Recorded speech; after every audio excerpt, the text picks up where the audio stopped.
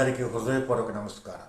రైతులు ఎండనక వాననక పురుగు పుట్రలకు భయపడకుండా మట్టిని నమ్ముకొని వ్యవసాయం చేసి కష్టపడి చెమటోర్చి పండించి మనందరికీ అన్నం పెడుతున్నాడు మహానుభావుడు. అటువంటి రైతు పరిస్థితి ఈనాడు ఎలా ఉంది? ముఖ్యంగా గ్రామీణ ప్రాంతాలలో కానీ ఎక్కడైనా మన దేశంలో ఎక్కడైనా సొంత భూమి ఉన్న రైతులు ఇప్పుడు వ్యవసాయం చేయటం లేదు. 190 మంది మానేశారు వ్యవసాయం చేయడం. మరి ఎవరు చేస్తున్నారు వ్యవసాయం? ఆ భూముల్ని కౌలుకు తీసుకుని చిన్న చిన్న రైతు కూలీలు ఎకరం 2 ఎకరాలు 3 ఎకరాలు 5 ఎకరాలు శిస్తుకు తీసుకుని వాళ్ళు పండిస్తున్నారు. కానీ ఏ ప్రభుత్వము కూడా ఆ కౌలు రైతులను రైతుగా చూడటం లేదు. ఏ బ్యాంకు కూడా వాళ్ళకి పంట రుణాలు ఇవ్వటం లేదు. ముఖ్యంగా తెలంగాణ ప్రభుత్వంలో ఆనాటి ముఖ్యమంత్రి కేసీఆర్ గారు కౌలు రైతులను రైతుగానే చూడనన్నారు. కానీ మన ఆంధ్రప్రదేశ్ ప్రభుత్వం కౌలు రైతులకు రైతు కార్డులు ఇచ్చింది. కానీ ఆ కార్డులు ఎందుకు పనిచేయవు? ఏ బ్యాంకు వాళ్ళు లోన్ ఇవ్వట్లేదు పంట రుణాలు. మరి వాళ్ళు ఎలా వ్యవసాయం చేయాలి? అందుకే వాళ్ళు వడ్డీ వ్యాపారస్తుల వలలో పడుతున్నారు. వాళ్ళు పెట్టే బాధలన్నీ భరిస్తున్నారు. ఎన్ని మాటలన్నా పడుతున్నారు. ఎంత బాధ పెట్టినా భరిస్తున్నారు భూదేవిలాగా. మరి వాళ్ళని ఎవరు కాపాడాలి? ఎందుకు ప్రభుత్వం వారి దృష్టిలోకి వాళ్ళు వెళ్ళలేకపోతున్నారు? ఎందుకు ప్రభుత్వం వాడి మీద దృష్టి పెట్టట్లేదు? దీనికి కారణాలు కనుగొనాలి, అన్వేషించాలి కారణాలు.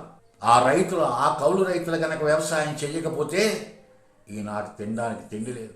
దయచేసి ప్రభుత్వంలో ఉన్నవారు, ముఖ్యంగా ముఖ్యమంత్రులు వారి గురించి ఆలోచించాలి. ఇటువంటి రైతు దీనగాథ ఒకటి ఈరోజు ఈ వీడియోలో మీకు తెలియవరుస్తా.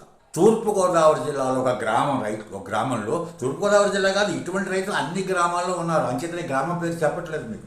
ఒక రైతు దీనాతి దీనంగా తన ఇంటి ముందు కూర్చుని బాధపడుతున్నాడు. నేను అప్పు తీర్చలేకపోయాను, ఆ వడ్డీ వ్యాపారస్తుడికి సమాధానం చెప్పలేకపోతున్నాను, నేనేం చేయాలి అనే దీనాతి దీనంగా బాధపడుతుంటే పక్కన భార్య కూర్చొని ఓదారుస్తుంది. పర్వాలేదండి, భగవంతుడు మనం రక్షిస్తాడు అని ధైర్యం చెప్పే కవులు చెప్తుంది, మాటలు చెప్పి ఓదారుస్తుంది భర్తను. అంతకన్నా ఏం చేయగల మహాతల్లి. పక్కన కూతురు చదువుకుంది, అందగత్త, బాగా చదువుకుంది, చదివించాడు కూతురు.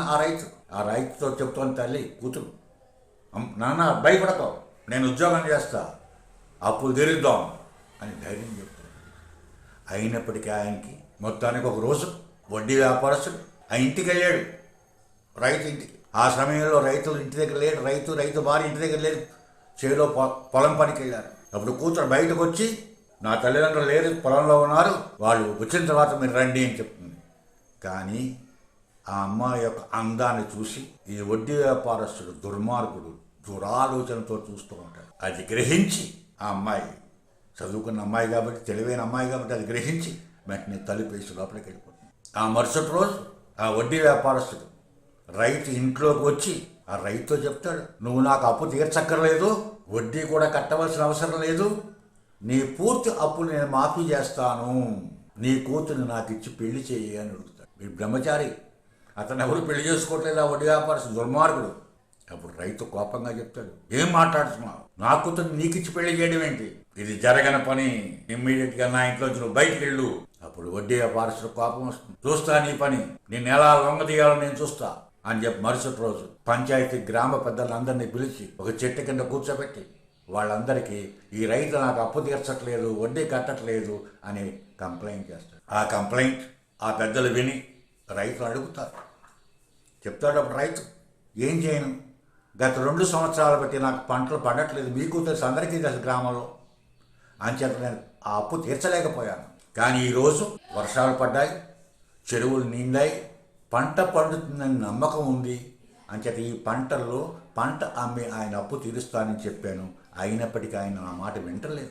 అప్పుడు ఆ వ్యాపారస్తుడు పెద్దతో చెప్తాడు, దీనికి ఒకటే రాజీ మార్గం ఉంది, ఆయన అప్పుని పూర్తిగా మాఫీ చేస్తా, ఆయన కూతురు నాకు ఇచ్చి పెళ్లి చేయమని చెప్పండి అని పెద్దలతో చెప్తాడు. అప్పుడు రైతు చెప్తాడు, ఎటువంటి పరిస్థితుల్లో అది జరిగే పని కాదు, నా కూతుర్ని నీకు ఇవ్వను, నీకు ఇచ్చి పెళ్లి చెయ్యను అని పెద్దలు ఎదురుగా చెప్తాడు. అప్పుడు ఆ పెద్దలు కూతురు కబురు చేస్తారు, అమ్మ నీ ఉద్దేశం ఏంటి, మరి నువ్వు వ్యాపారస్తుని పెళ్లి చేసుకుంటే మీ నాన్న అప్పు మాఫీ చేస్తాడట, మరి నువ్వేం చెప్తావు అని.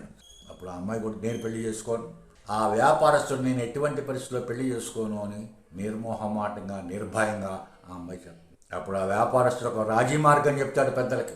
ఒక పని చేయమనండి, నా దగ్గర ఒక అట్ట పెట్టి ఉంది, సీల్ చేసి ఉన్నది, దాంట్లో 2 రాళ్ళు ఉన్నాయి, నల్లరాయి ఒకటి తెల్లరాయి, ఏదో ఒక రాయిని తీయమనండి ఆ అమ్మాయిని. ఒకవేళ తెల్లరాయి కనుక ఆ అమ్మాయి తీస్తే నన్ను పెళ్లి చేసుకోవాల్సిన అవసరం లేదు, అప్పు కట్టవలసిన అవసరం కూడా లేదు. అదే నల్లరాయి తీస్తే అప్పు కట్టవలసిన అవసరం లేదు, కానీ పెళ్లి చేసుకోవాలి. అప్పుడు పెద్దలు అడిగారు ఆ అమ్మాయిని, ఏమ్మా నీ ఉద్దేశం ఏంటి? అప్పుడు ఆ అమ్మాయి చెప్తుంది, ఎస్ నేను తీస్తాను సార్, ఈ ప్లాన్కి నేను ఒప్పుకున్నాను. ఎందుకు ఈ వ్యాపారస్తుడు దుర్మార్గుడు వ్యాపారస్తుడు దీంట్లో ఏదో మతలబు ఉంది అని గ్రహించింది అమ్మాయి. గ్రహించి ఏం చేసింది, ఆ ఒక రాయి తీసి ఎవరికి చూపించకుండా ఆ రాయిని బయటకు విసిరేసింది. ఆ వ్యాపారస్తుడు కంప్లైంట్ చేస్తాడు పెద్దలకి, ఇదేంటమ్మా మా ఎదురు నన్ను ఇటువంటి పని చేశావు, తప్పు కదా, అలా విసిరేయచ్చా రాయి మాకు చూపించకుండా అని పెద్దలు అడుగుతారు. అప్పుడు ఆ అమ్మాయి, క్షమించండి, నేను తప్పు చేశానని మీరు భావిస్తే నన్ను క్షమించండి, కానీ ఒకటి ఆలోచించండి, లోపల ఉన్న రాయి ఏదో చూడండి మీరు. ఆ రాయి కనుక నల్లరాయి అయినట్టయితే నేను బయటికి తీసిన విసిరేసిన రాయి తెల్లరాయే కదా. ఒకవేళ ఆ లోపల తెల్లరాయే ఉంటే నేను బయటికి తీసి విసిరేసిన రాయి నల్లరాయే కదా, దాన్ని బట్టి నిర్ణయించవచ్చు కదా అని పెద్దలకి చెప్తుంది. ఎస్ కరెక్ట్, ఇది కూడా బాగానే ఉంది కదా, లోపల రాయి చూడండి అన్న. లోపల రాయి చూస్తే ఏముంది, నల్ల రాయి ఉంది. అంటే బయటికి తీసిన రాయి ఏ రాయి? అప్పుడు పెద్దలు చెప్తారు, తెల్లరాయి తీసిన అమ్మాయి. అంచేత ఆ అమ్మాయి తండ్రి అప్పు కట్టవలసిన అవసరం లేదు, పెళ్లి చేసుకోవాల్సిన అవసరం కూడా లేదు. దిగాలుగా మొహం పెట్టుకున్నాడు ఆ వడ్డీ వ్యాపారస్తుడు. అప్పుడు చెప్తున్న అమ్మాయి, ఇతని దురాలోచన, ఏ విధంగా అయినా సరే నన్ను పెళ్లి చేసుకోవాలని చెప్పి అతను 2 నల్లరాళ్ళని పెట్టాడు సార్, మిమ్మల్ని కూడా మోసం చేశాడు ఆయన. అప్పుడు పెద్దలు గ్రహించి ఆ వ్యాపారస్తుడికి ₹1,00,000 ఫైన్ వేసి ఆ ₹1,00,000 ఆ అమ్మాయికి ఇవ్వాల్సింది వెంటనే ఇవ్వాలి.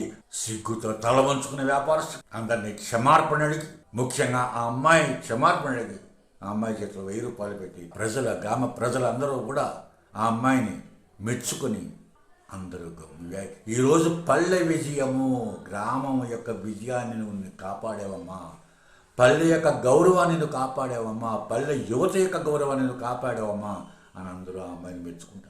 తండ్రి దగ్గరికి తీసుకుని, మన కుటుంబం యొక్క గౌరవం నువ్వు నిలబెట్టావమ్మా, నువ్వు ఈవేళ నువ్వు నాకు తల్లిలా నిలబడ్డావు అని ఆ అమ్మాయిని దగ్గరికి తీసుకు. కౌలు రైతు యొక్క పరిస్థితి ఎలా ఉందో, నిజంగా ఆ అమ్మాయి కనుక ఆ తెలివితేటలు ఉపయోగించకపోతే ఆ అమ్మాయి చరిత్ర ఏంటి, ఆ అమ్మాయి జీవితం ఏంటి ఒక్కసారి ఆలోచన. దయచేసి రైతులు బాధ పెట్టకండి, బాధ మీరు పెడుతున్నారని చెప్పి నేను అంటలేదు. బాధ పడితే మనం సహకరించాలి, వాళ్ళని ఆదుకోవాలి, ముఖ్యంగా ప్రభుత్వం ఆదుకోవాలి. మరి శాస్త్రం చెప్తారు, స్త్రీ కంట కన్నీరు రాకూడదు, ఆ ఇంటికి మంచిది కాదు, ఆ గ్రామానికి మంచిది కాదు, ఆ ప్రాంతానికి మంచిది కాదు అంటారు. అలాగే రైతు కంట కన్నీరు వచ్చినా సరే మంచిది కాదు, గ్రామానికి మంచిది కాదు, ఇంటికి మంచిది కాదు, దేశానికి మంచిది కాదు, రాష్ట్రానికి ఆఖరికి ప్రపంచానికే మంచిది కాదు. అంటే దయచేసి రైతు కంట కన్నీరు రాకుండా రైతులను కాపాడుకోవాలి ప్రభుత్వము, కాపాడాలి ప్రభుత్వం. ఇది ప్రార్థన కాదు, కోరిక కాదు, ఇది పక్కా డిమాండ్. ప్రభుత్వము రైతుని కాపాడాలి. There is no second thought. ఈ విషయంలో మన రాష్ట్ర ప్రజలందరూ కలిసి రావాలి. అన్నదాత సుఖీభవ ఇచ్చారు మన ప్రభుత్వం వారు, సంతోషం, చాలా సంతోషం. కానీ కౌలు రైతులకు ఇచ్చారా? అది ఆలోచించారు. వ్యవసాయం ఎవరు చేస్తున్నారు? భూమి ఉన్న వాళ్ళు వ్యవసాయం చేస్తున్నారా? కౌలు రైతులు వ్యవసాయం చేస్తున్నారా? మరి అన్నదాత సుఖీభవ ఎవరికి ఇవ్వాలి? ఆలోచించండి, ప్రభుత్వం వారు ఆలోచించారు. దయచేసి ఆలోచించండి. భారత్ మాతాకి జై, అన్నదాత రైతుకి జై, స్వర్ణాంధ్రకు జై. అందరికీ నమస్కారం.